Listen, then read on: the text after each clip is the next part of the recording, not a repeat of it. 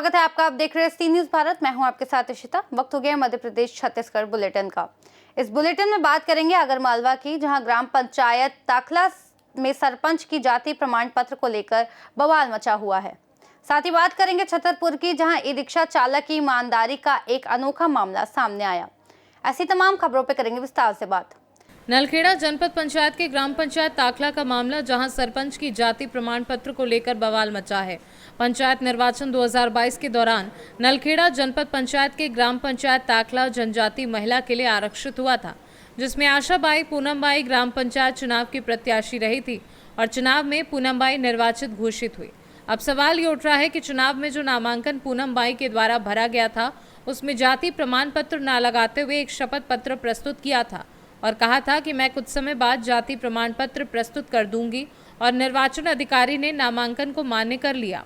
अब ग्रामीणों के द्वारा आरोप लगाते हुए शिकायत की जा रही है कि सरपंच महिला के द्वारा चुनाव के दौरान जो शपथ पत्र प्रस्तुत किया गया था वह फर्जी है, जिसको लेकर ग्रामीणों ने जनपद पंचायत नलखेड़ा में प्रभारी सीईओ जितेंद्र सिंह सेंगर को शिकायती आवेदन दिया है। सीईओ सेंगर द्वारा मामले को संज्ञान में लेकर जांच की गई तो महिला सरपंच का जाति प्रमाण पत्र महाराष्ट्र का होना बताया गया, जबकि महाराष्ट्र प्रदेश का व्यक्ति मध्य प्रदेश में चुनाव में भाग कैसे ले सकता है। इस मामले की जांच को लेकर सीईओ सेंगर के द्वारा जिला निर्वाचन अधिकारी को सभी दस्तावेज प्रस्तुत किए गए हैं। मामला ये है कि ग्राम पंचायत ताखला में जो है पूरी आदिवासी महिला के लिए जो है वो एसटी वर्ग के लिए आरक्षित थी, तो वहाँ पर जो नाम निर्देशन के समय जो है पूनम रमेशन के द्वारा जो है अपना एक शपथ पत्र दिया था, जिसमें उन्होंने उल्लेख किया था कि मेरे पास जाति प्रमाण पत्र नहीं, शपथ पत्र को आधार माना जाए। इस संबंध में उसकी जो है आशाबाई ने आपत्ति भी लगाई थी, किंतु उस आपत्ति को रिटर्निंग अधिकारी द्वारा खारिज कर दिया था और बाद में ये बोला गया था कि मैं शपथ पत्र के आधार पर मैं बाद में जो है अपना प्रमाण पत्र प्रस्तुत कर दूंगी। किंतु जब ये ग्रामवासियों द्वारा शिकायत की कि इनका कोई जाति प्रमाण पत्र बना ही नहीं है और ये मध्य प्रदेश की निवासी के हिसाब से इनको मध्य प्रदेश का जो है जाति प्रमाण पत्र अनिवार्य था, इनके द्वारा नहीं लगा, तो ये शिकायत के आधार पर मैंने जिला निर्वाचन अधिकारी को जांच के लिए नहीं किया है। एसडीएम साहब के द्वारा इनकी जांच की जा रही है कि इनके वास्तव में इनका प्रमाण पत्र बना है कि नहीं है। तो मेरे द्वारा जो है इनके इनके द्वारा विगत में जब से मैं चार्ज में रहा वहाँ पर कोई विकास कार्य हो नहीं रहे थे, क्योंकि किसी की भी काम करने नहीं दे रहे थे। सचिव हो चाहे रोजगार सहायक सबकी कुछ कार्रवाई की गलती रहती थी, तो उसका जो पति रामचंद्र वो किसी को भी काम करने रहता, तो गाँव वालों ने शिकायत की कि साहब हमारे यहाँ कोई विकास कार्य नहीं हो रहे। तो जाँच की तो वास्तव में विगत 1 वर्ष में कोई भी काम नहीं हुए, तो उस आधार पर जो है मेरे द्वारा 2-3 मुद्दों को लेकर धारा 40 का बना के नोटिस जिला पंचायत में भेज दिया था और जो भी कार्रवाई पिछली थे। इसी के साथ एक पुराना तालाब को उन्होंने नई तालाब करके भी जो है वित्तीय अनियमितता की सचिव और सरपंच के द्वारा उसकी भी जांच प्रचलित है। धारा 40 के अंतर्गत जो उसकी जांच होती है, फिर उसके बाद जिला पंचायत से उनको नोटिस जारी होता है और नोटिस होने के बाद उनका जवाब प्रस्तुत किया जाता है। फिर जो भी गुण और दोष के आधार पर जो भी निर्णय जिला पंचायत नोटिस करती है। आगरमालवा से सी न्यूज़ संवाददाता अर्श अहमद कुरैशी की रिपोर्ट। ई रिक्शा चालक की ईमानदारी का एक अनोखा मामला सामने आया है। जानकारी के अनुसार सिविल लाइन थाना अंतर्गत छतरपुर रेलवे स्टेशन से ई रिक्शा चालक वीरेंद्र यादव रात्रि में सवारियां लेकर मऊसहानिया गया हुआ था। ई रिक्शा चालक यात्रियों को अपने गंतव्य स्थान मऊसहानिया छोड़ने के उपरांत वापस अपने घर पहुंचा तो उसने देखा कि ई रिक्शा में यात्री का बैग छूट गया है। वह तत्काल ही थाना सिविल लाइन पहुंचा और बैग सिविल लाइन थाना पुलिस के सुपुर्द करते हुए पूरी घटना बताई।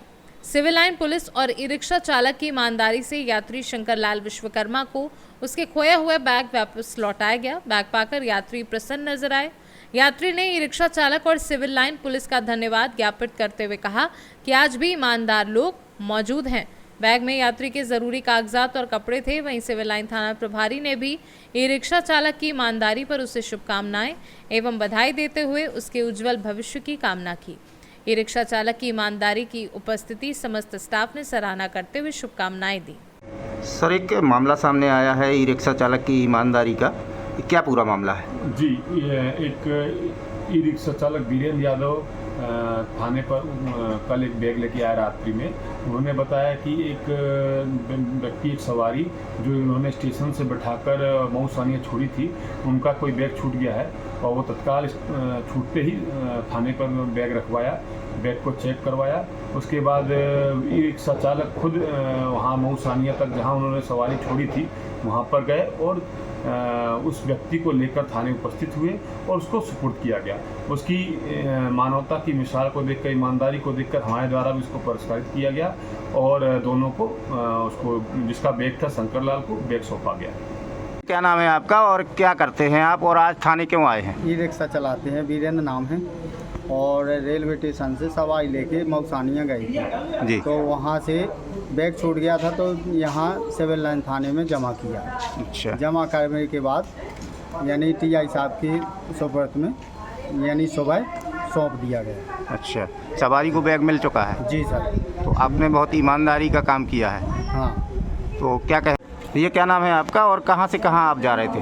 मेरा नाम शंकर शर्मा है। मैं सीहोर गया हुआ था, सीहोर से लौट रहा था तो इनका मैंने ऑटो बुक किया।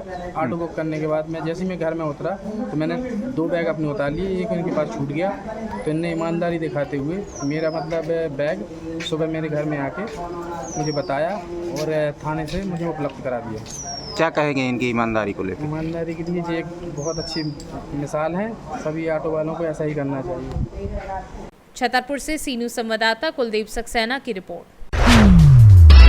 1 मई से लेकर 8 जून तक दुर्ग नगर निगम द्वारा महासफाई अभियान शुरू किया गया है, जिसके तहत दुर्ग नगर निगम महापौर अलका बागमार व समस्त MIC मेंबर द्वारा सुबह से विभिन्न वार्डों में परिक्रमा कर साफ सफाई का जायजा लिया जाता है। इसी संबंध में जानकारी देते हुए दुर्ग नगर निगम के स्वास्थ्य प्रभारी नितेश अग्रवाल ने बताया, इस सफाई अभियान में सभी वार्डों में पहुंचकर नालियों में गंदे पानी की निकासी व्यवस्था को सुगम बनाए रखने हेतु अभियान निरंतर किया जा रहा है।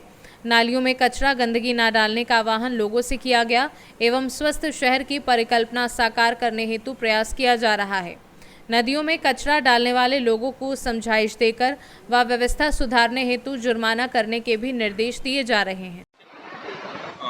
दुर्ग निगम के अंतर्गत महासफाई अभियान का जो कार्यक्रम हम लोगों द्वारा चलाया जा रहा है, तो कैसा काम चल रहा है उसका जरा बताएं और मुख्य बिंदु क्या है सफाई? मुख्य बिंदु जो है नगर को सफाई का वो ये है कि आने वाले समय में बरसात में जो समस्या आती है, नाली जाम आ जाता है, चौक रहता है ना, सफाई ठीक से हो नहीं पाती, उसको ध्यान में रखते हुए महापौर जी द्वारा एक ये अभियान चलाया जा रहा है कि महापौर महासफाई अभियान पूरे शहर में पूरे 60 वार्ड में ये अभियान चलेगा और जिसमें कुछ उस पर जो गलतियां पकड़ी जा रही है, कुछ गलतियां आ रही है सामने, उसका भी उसका वहाँ पर नोटिस दे के निराकरण किया जा रहा है, तत्काल निराकरण करके। जो सफाई कर्मी जो है, उनके जो सुपरवाइजर है, सफाई कर्मी है, जो वार्डों में जाते हैं सफाई करने के लिए, देखा जाता है कि महीने में वो बड़ी मुश्किल से 2 से 3 दिन आते हैं।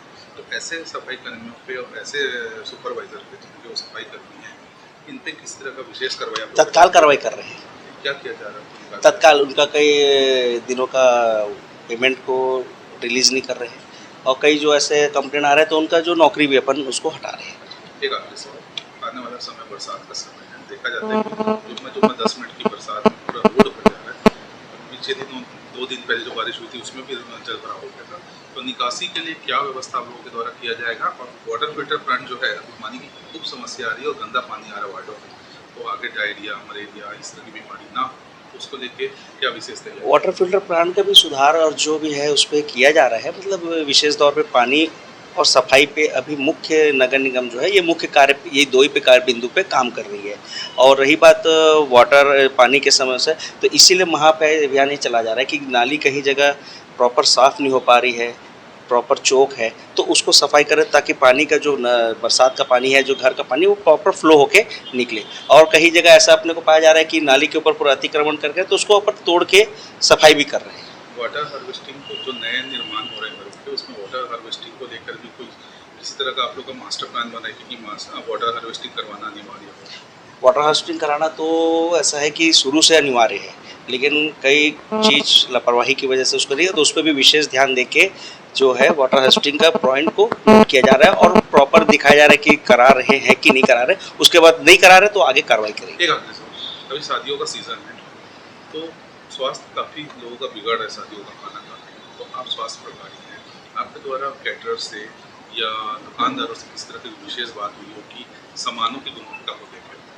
नहीं, अभी इस प्रकार की बात अभी गुणवत्ता को लेकर अभी किसी कैरेक्टर से बात नहीं हुई, लेकिन ये हमारे संज्ञान में है कि कई जगह पे हमको कंप्लेन आए हैं कि अभी स्वास्थ्य को लेकर, मौसम को लेकर बच्चों की तबीयत भी खराब हो रही है, तो इसको हम संज्ञान में रखे हुए हैं और ये अभियान में चलते चलते में ही उस पर कार्रवाई करने की भी बात करेंगे। दुर्ग से सी न्यूज़ संवाददाता धर्मेंद्र गुप्ता की रिपोर्ट। नीमच जिला के थाना अंतर्गत आने वाले गांव पिपलौन में एक दर्दनाक सड़क हादसा हुआ। कालू लाल पिता लक्ष्मण नायक निवासी पिपलौन उम्र 30 वर्षीय अपने खेत पर से पानी का टैंकर लेकर घर जा रहा था। तभी रास्ते में गांव की पुलिया पर ट्रैक्टर अनियंत्रित होकर पुलिया से ट्रैक्टर पलटी खा गया और पुलिया से नीचे गिर गया, जिसमें कालू लाल की मौके पर मृत्यु हो गई और उसका 13 वर्षीय बालक, जिसका नाम भूपेश है, जो कि आगे बैठा हुआ था, वह मुख्य रूप से घायल हो गया। सूचना मिलते ही मौके पर ग्रामीणों की भीड़ इकट्ठी हो गई और 108 एम्बुलेंस को सूचना दी गई, जिसमें ईएमटी राहुल पाटीदार, पायलट भारत भट्ट द्वारा कालूलाल को जिला चिकित्सालय लाया गया, जहां डॉक्टरों ने उसे मृत घोषित कर दिया। कालूलाल का पोस्टमार्टम कर शव परिजनों को सौंप पुलिस ने मौके पर पहुंचकर घटना का निरीक्षण किया और आगे की कार्यवाही शुरू की है। बताया जाता है कि कालूलाल के परिवार में कालूलाल अकेला ही एक कमाने वाला व्यक्ति था।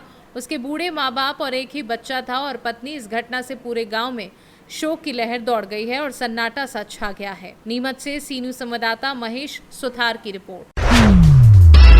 सीहोर। इस दिनों सीहोर जिले के सिद्धिगंज थाना अंतर्गत ग्राम खाचरौद के ग्रामीण चोरी की घटनाओं से खासा परेशान दिखाई दे रहे हैं।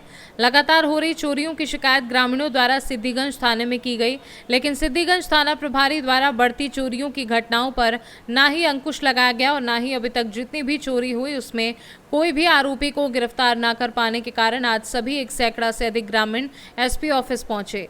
ग्रामीणों की मांग है कि हमारे गांव में लगातार चोरियां हो रही हैं, जिससे अभी तक हमें लाखों रुपए का नुकसान हो चुका है। पुलिस अधीक्षक से अनुरोध है कि रात्रि गश्त बढ़ाकर चोरी की घटनाओं को कम किया जाए। साथ ही जिन जिन घरों में अनाज एवं सोने चांदी के आभूषण एवं नकदी की चोरी हुई है उसकी सही से जाँच कर चोरों को पकड़ा जाए एवं चोरों पर सख्त कार्यवाही की जाए। हमारी मांगे नहीं मानी जाती हैं तो हम बड़ा आंदोलन करेंगे और इसकी जिम्मेदार पुलिस प्रशासन होगा। इन्हीं मांगों को लेकर आज पुलिस अधीक्षक के नाम ग्रामीणों ने ज्ञापन सौंपा है। नाम है आपका? मेरा विनोद जाट खाचरौद। जी, एसपी ऑफिस में आप आए हैं, ज्ञापन दिया, क्या पूरा मामला? चोरी हो गई थी मेरे यहाँ 18 तारीख के दिन।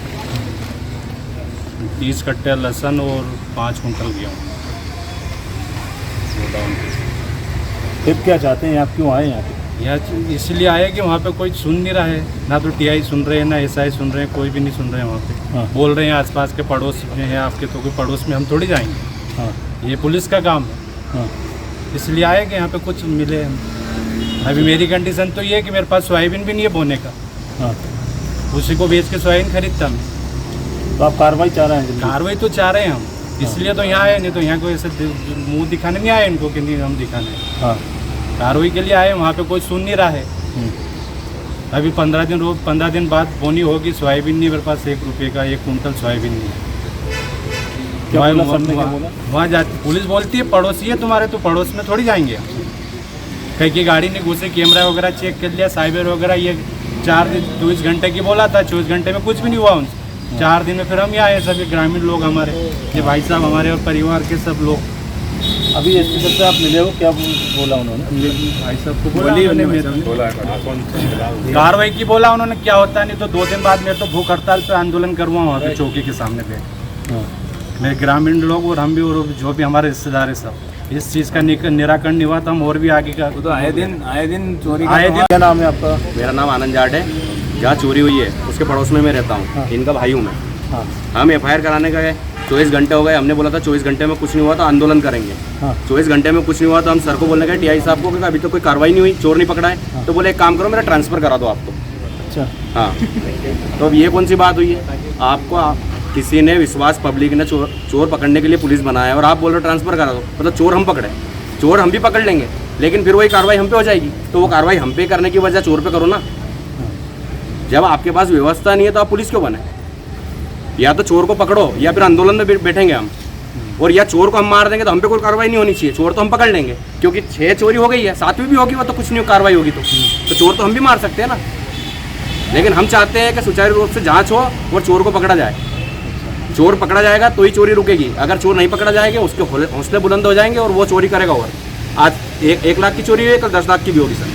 और पूरा ग्रामीण आया, एक आदमी नहीं आया जिसकी चोरी हुई है। इनकी मोटर चोरी हुई थी, इनकी गाँव और लेसन चोरी हुई है, इसलिए आए हैं। तो हम ये चाहते हैं कि टीआई साहब ने तो कुछ भी नहीं करा, उम्मीद है एसपी साहब संज्ञान में लेंगे इस और सुनवाई करेंगे। ठीक है, बस। क्या नाम है आपका? रेवा शंकर जाट, कहाँ से आप आए हैं? खाच रोड। अच्छा, क्या कारण है कि आप एस ऑफिस आए हैं? ये भाई साहब ये आए दिन हमारे यहाँ क्या है, चोरी का काम बहुत चल रहा है। 5-7 जगह चोरी हो गई, कहीं मोटर की चोरी हो गई, तो कोई ट्रैक्टर की, भैंस की, और ये भैया की मोटर, ये इनकी लहसुन और गेहूँ। हाँ, मंदिर में से घंटी, कम से कम 15 रोज तो मंदिर की घंटी को हो गए। अभी क्या बोला एसपी साहब ने? एसपी साहब ने बोला कि जांच करवाते हैं, देखवाते हैं। तो आपको एसपी ऑफिस आना पड़ा, जबकि वहाँ थाना था। तो सभी वहाँ भी बोली थी, 4 रोज का टाइम दिया था वो अधिकारी, वो भी थोड़े से ऐसे ही उन्होंने खुला इनकार करा ना कि भैया पड़ोस के लोग हैं। टीआई के बारे में बताता हूँ। सीहोर से सी न्यूज़ संवाददाता रजनी राय की रिपोर्ट। इस बुलेटिन में फिलहाल इतना ही। देश और दुनिया की तमाम बड़ी जानकारियों के लिए देखते रहिए सी न्यूज़ भारत।